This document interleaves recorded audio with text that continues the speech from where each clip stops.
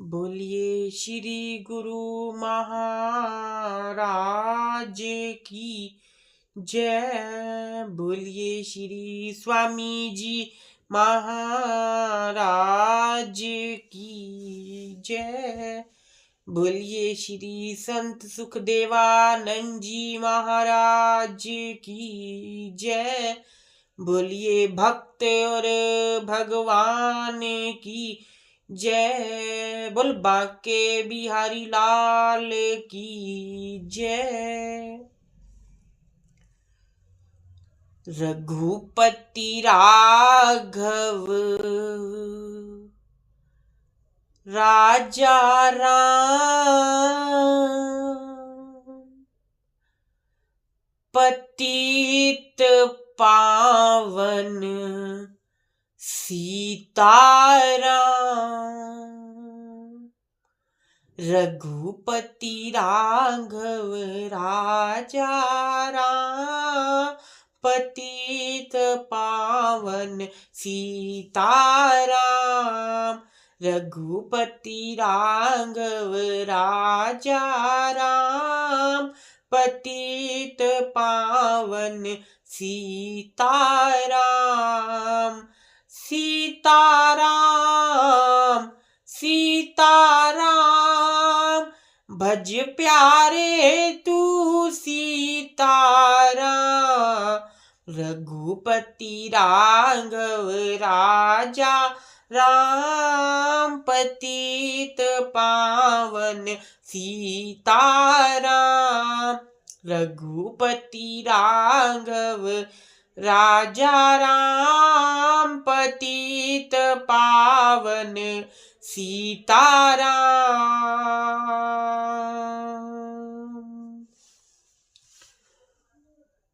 हाँ जी, सभी से जय गुरुदेव, जय गुरुदेव, जय गुरुदेव। बड़े लंबे समय से मुलाकात नहीं हो पाई। दिवाली का त्योहार 31 तारीख का, 31 अक्टूबर का, और आज तारीख हो गई 25 दिसंबर। बस सतगुरुओं की मौज, सब कुछ उनकी कृपा से है। सत्संग का प्रभाव बहुत गहरा है और समय समय पर सत्संग चल भी रहा है। अब दिवाली के बाद थोड़ा ब्रेक लगा, लेकिन अब फिर वैसे ही सब अपना जुड़ के रहें सत्संग से, संतों के संग से। अब फिर वही, कोई ब्रेक नहीं होगा महीने सवे में। अब वही रेगुलर हर महीने सत्संग, कोई त्योहार पे, कोई महीने का भी सत्संग जरूर होगा। एक दो फोन भी आए, सत्संग नहीं हो पाया, कारण थे बहुत। तो आओ, आज 25 दिसंबर, तुलसी पूजन दिवस। सर्वप्रथम तो तुलसी पूजन दिवस की आप सबको लाख लाख बधाई हो, बधाई हो, बधाई हो। भगवान कृष्ण की बड़ी प्रिय है तुलसी माता, और इसका पूजन जरूर होना चाहिए, हर घर के अंदर होना चाहिए। एक गौ का पूजन आपके हाथों से होना चाहिए, दूसरा तुलसी का पूजन आपके हाथों से होना चाहिए। क्योंकि जब हनुमान जी लंका के अंदर गए और उन्होंने लंका के अंदर विभीषण भक्त का घर कैसे पहचाना कि घर के बाहर राम लिखा हुआ है और पौधा किसका पड़ा है? तुलसी का पौधा। देखो भक्त की पहचान कैसे है, उसके घर के बाहर तुलसी का पौधा जरूर होना चाहिए। तुलसी हमारी माता है, क्योंकि अगर हम भगवान कृष्ण को अपना सब कुछ मानते हैं तो भगवान कृष्ण का विवाह तुलसी माता से हुआ है। वो अभी दिन टपा है, कार्तिक महीना नवंबर में रहा। नवंबर में तुलसी का विवाह हुआ, सब जानते हो। 13-14 तारीख का था, पता नहीं 13 नवंबर या 14 नवंबर का। तो तुलसी का पूजन वो दिवस आज। तो जाग जाए हिंदू, अपने सनातन धर्म की रक्षा करनी है। हमने अपनी आने वाली पीढ़ियों को समझाना है सनातन धर्म के बारे में। सत्संग से जोड़ना, संतों के संग से जुड़ना है। संतों का संग बहुत महत्वी है। संतों का संग हर कोई करता है, कोई बड़ा है कोई छोटा है, गुरु हर किसी के जीवन में होता है। राम कृष्ण से को बड़ो, तिन्हु भी गुरु कीन, तीन लोक के वे धनी, गुरु आगे अधीन। राम कृष्ण से बड़ा तो कौन है? आप, हम है, तुम है, राम कृष्ण से तो बड़ा हम किसी को नहीं मानते। तीन लोक के वे धनी, तीनों लोकों में जिनका डंका है वो राम वो कृष्ण, उनसे बड़ा तो हम किसी को नहीं मानते। लेकिन गुरुओं का संग उन्होंने भी किया। अब देख लो गुरु की उपाधि कहां पर है? गुरु की उपाधि है कहां? तिन्हु भी गुरु कीन, तीन लोक के वे धनी, गुरु आगे अधीन। कि तीन लोकों के स्वामी है, लेकिन अपने गुरुओं के आगे वो भी नतमस्तक होते हैं। अपने गुरुओं का संग उन्होंने भी किया और अपना हर कार्य गुरु आज्ञा से ही किया है। राम कृष्ण ने जब गुरुओं का संग किया, साक्षात नारायण ने भी गुरु बनाया। बिना गुरु के गति नहीं है। तो हम तो फिर भी इंसान हैं। ये 5 तत्व का पुतला है हमारा। दिन रात हम पाप कर रहे हैं, कटु बोल रहे हैं, हम पार कैसे हो जाएंगे बिना गुरुओं के? तो गुरु आज्ञा में हम अपना जीवन गुजारें, गुरु आज्ञा में हम अपने जीवन के अंदर जो भी करें और भक्ति करो। भक्ति में ही शक्ति है और किसी चीज के अंदर शक्ति नहीं, भक्ति में ही शक्ति है। और संतों का संग किसी तीर्थ से कम नहीं। रामचरितमानस में जब तुलसीदास जी रामचरितमानस लिखने बैठे तो उन्होंने कहा कि मैं गुरु की वंदना करता हूं जो चलते फिरते प्रयागराज हैं। गुरुओं को प्रयागराज का दर्जा दिया है संतों को। संत चलते फिरते प्रयागराज हैं, संत चलते फिरते प्रयागराज है। एक प्रयागराज तो वो इलाहाबाद में है जहाँ गंगा यमुना सरस्वती का संगम है। अरे संतों के पास भी 3 चीजों का संगम है। संत भी चलते फिरते प्रयागराज हैं। एक बार की बात, एक व्यक्ति जा रहा है, गंगा का पता पूछना चाहता है। देखा संतों की कुटिया है, संतों की कुटिया के अंदर गया, संतों से कहने लगा आपको गंगा का रास्ता पता है? गंगा का रास्ता कौन सा है? किस रास्ते पे जाके गंगा आएगी? संत कहते हमें क्या पता, कौन सी गंगा की बात कर? वो व्यक्ति कहता है आप साधु हो के गंगा को नहीं जानते? वो सोचने लगा ये तो मूर्ख साधु है। वो कुटिया से बाहर आ गया।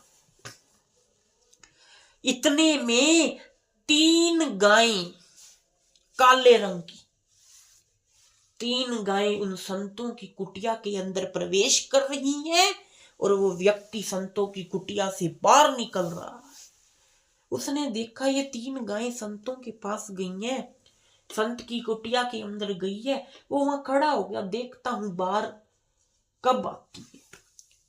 वो क्या, उसके देखते ही देखते वो तीनों गौएं संतों की कुटिया से बाहर आई और उस समय वो सफेद रंग की।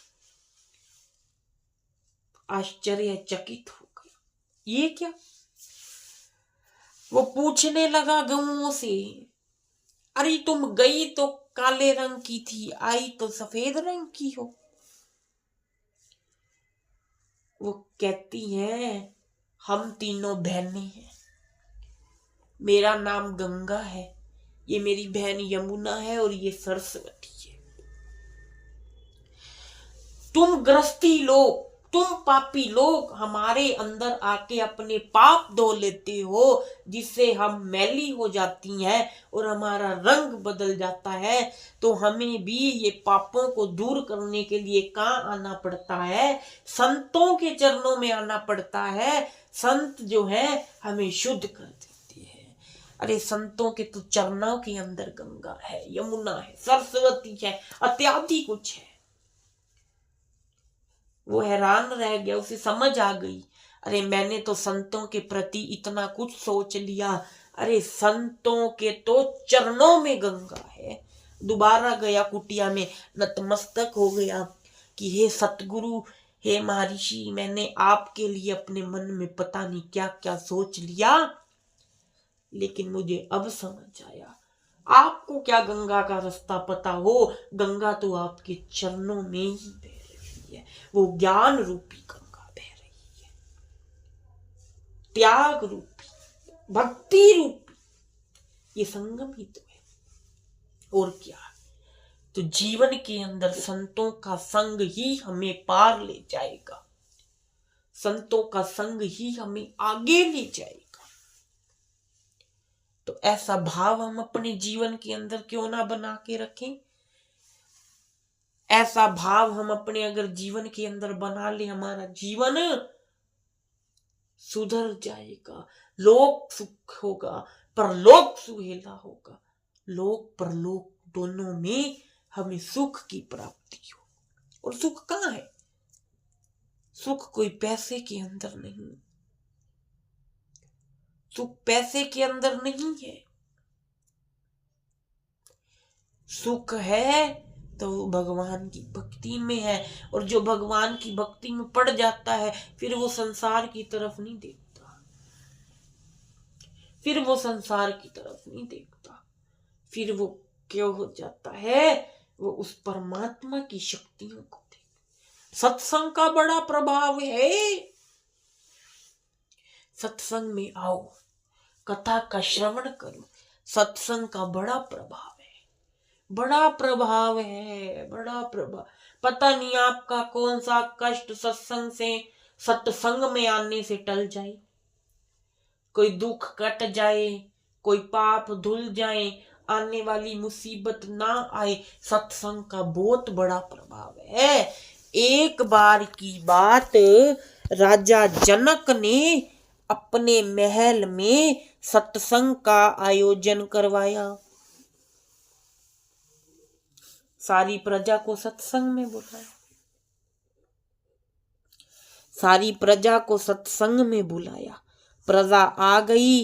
राजा जनक के गुरु अष्टावक्र जी भी वहां थे। उनकी रहनुमाई में ये सत्संग चला। तभी अचानक एक काला सर्प उस सत्संग में आ गया, जिससे सारी प्रजा भयभीत होने लगी और इधर उधर भागने लगी। सत्संग चल रहा है, उस समय गुरु अष्टावक्र जी ने अपनी दिव्य दृष्टि से देखा कि ये जो सर्प है वो राजा जनक के ही पूर्वज है,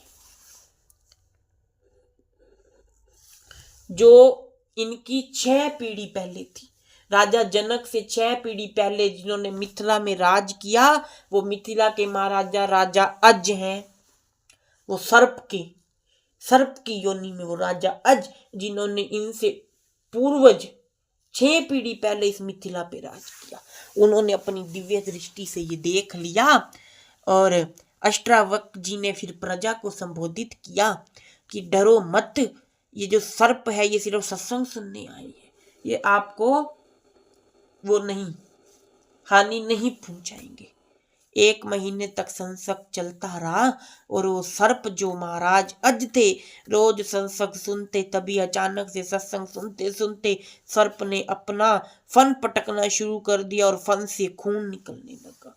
देखते ही देखते सर्प ने प्राण त्याग दिए और वो एक दिव्य आत्मा के रूप में प्रकट हो गए, राजा अज। और उस समय अष्टावक्र जी ने कहा कि आप इस प्रजा को समझाएं कि आप सर्प योनि में कैसे गए। दिव्य आत्मा राजा अज ने कहा कि मैं राजा जनक का पूर्वज हूँ और 6 पीढ़ी पहले मैं यहाँ का महाराज था। मेरी रुचि भोग विलास में थी। भोग विलास के चक्कर में मैं भगवान को भूल गया और अंत समय भी मैंने भगवान का नाम नहीं लिया और मेरी मृत्यु हो गई। मुझे यमराज के पास ले जाया गया और मुझे उसने अजगर की योनि में डाल दिया और मैं अजगर की योनि में गया तो क्या कहा, तो राजा अज ने यमराज से पूछा कि आपने मुझे अजगर की योनि में डाल दिया तो इस जन्म से मेरी मुक्ति कैसे होगी। तो यमराज ने कहा तुम सत्संग सुनोगे तभी तुम्हें मुक्ति मिलेगी। तो उसका अजगर की योनि में जन्म हो गया और वो कहने लगा एक बार मुझे कुछ लोगों ने देख लिया सत्संग सुनते, मंदिर में गया, अजगर कितना बड़ा होता है बैठा है, कहता है लोग मुझे मारने दौड़े, मैं अपनी गुफा में जाने ही लगा लेकिन मेरी थोड़ी पूंछ मेरी गुफा के बाहर रह गई। लोगों ने पत्थर मार मार कर उसे लहूलुहान कर दिया और मेरी मृत्यु हो गई। मैं फिर यमराज के पास गया और यमराज ने फिर मुझे क्या दे दी, सर्प योनि दे दी और वही कहा कि 1000 साल सर्प योनि में रहना था, रहना पड़ेगा लेकिन मुक्ति तभी होगी सत्संग से ही होगी। तो आज मैं यहाँ सत्संग सुनने आया और मेरे अभी 250 साल ही बीते हैं और मुझे यह मुक्ति मिल गई। देखो सत्संग का प्रभाव, बड़ा प्रभाव सत्संग का। हमारे कष्ट कटते हैं, 1000 वर्ष का जन्म और 250 वर्ष बीते, राजा अज जो है मुक्ति पा गए। देखो ये उस समय की बात है, अब तो है ही कलयुग। कलयुग में तो 2 मिनट परमात्मा का ध्यान लग जाए वो मुक्ति ही मुक्ति है, परमात्मा उसके और वो परमात्मा का। लेकिन पाप ना आए, वैर विरोध ना आए। और जिन्होंने अपने संतों के चरणों में करिश्मे देख लिए उसके लिए भगवान और कौन होगा। जब संत आप अपने संतों के पास बैठो, उन्हें निहारो, देखना वास्तव में पता लगेगा, वास्तव में पता लगेगा वो और कोई नहीं, वो वही प्रीतम ही तो है जो भेष बदल कर आई है, वो भेष बदल कर आई, वो भेष बदल कर आई। तो भाई देख लीजिए सत्संग का प्रभाव, अपने संतों से जुड़ के रहो। जब हम संतों को निहारेंगे, संतों को देखेंगे तो भगवान हमें साक्षात नजर। मेरी तो भावना यही है, मेरी आंखें तो यही है, जब भी मैं अपने सतगुरुओं को देखता हूं, मेरे लिए और कोई भगवान नहीं है।